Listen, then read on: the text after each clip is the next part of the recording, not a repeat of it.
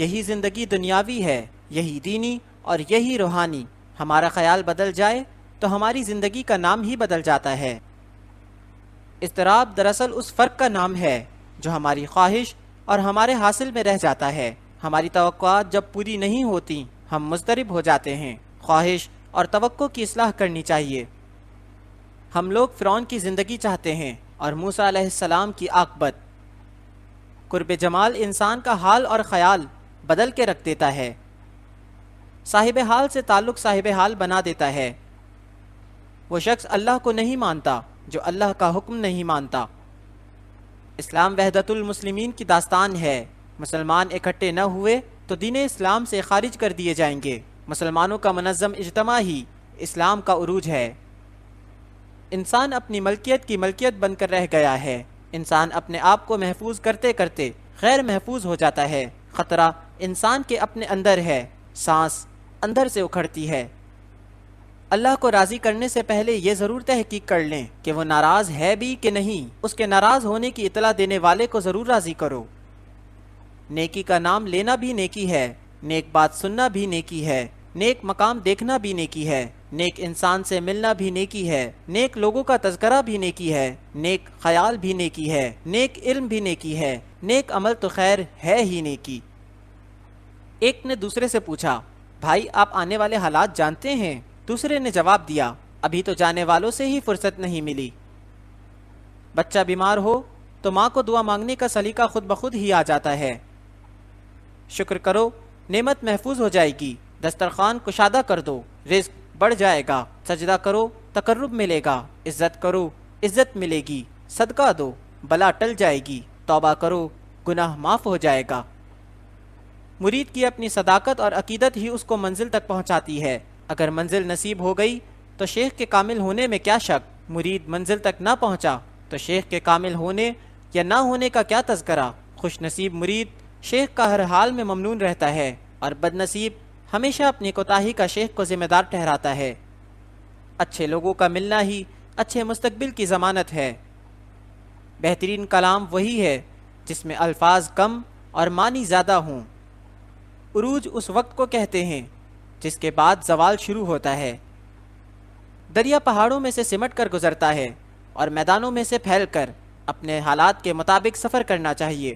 انسان حالات سے باہر ہو جائے تو بکھر کر رہ جاتا ہے۔ سفر شرط ہے، انداز سفر حالات مسافر کی نسبت سے۔ جب نبی کی وراثت موروثی نہیں تو اولیاء کی وراثت کس طرح موروثی ہو گئی؟ گدی نشینی کا تصور غور طلب ہے۔ سوچنا چاہیے کہ ایک حادث قدیم سے کس طرح محبت کرتا ہے۔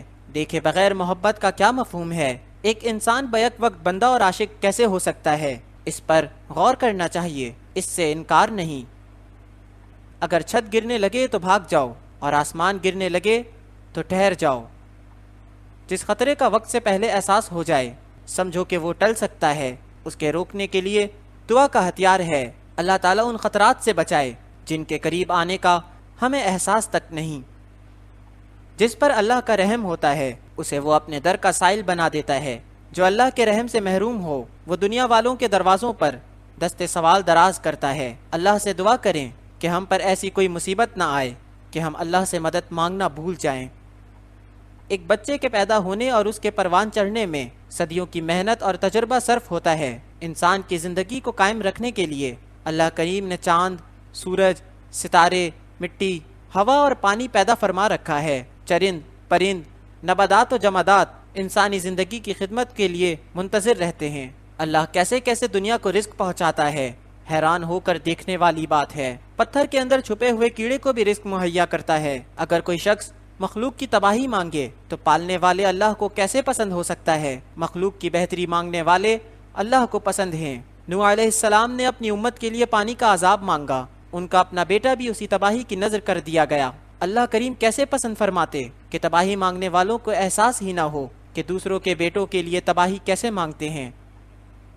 امیر کی سخاوت اللہ کی راہ میں تقسیم رزق میں ہے، اور غریب کی سخاوت تقسیم رازق میں ہے۔ وہ غریب سخی ہے جو دوسروں کے مال کو دیکھنا اور اس کی تمنا کرنا چھوڑ دے۔ جس آدمی کے پاس دین کی راہ پر چلنے کے لیے نہ وقت ہے نہ مزاج، وہ اپنی ناکامی کے بارے میں اور کیا کہہ سکتا ہے؟ سورج دور ہے، لیکن دھوپ قریب۔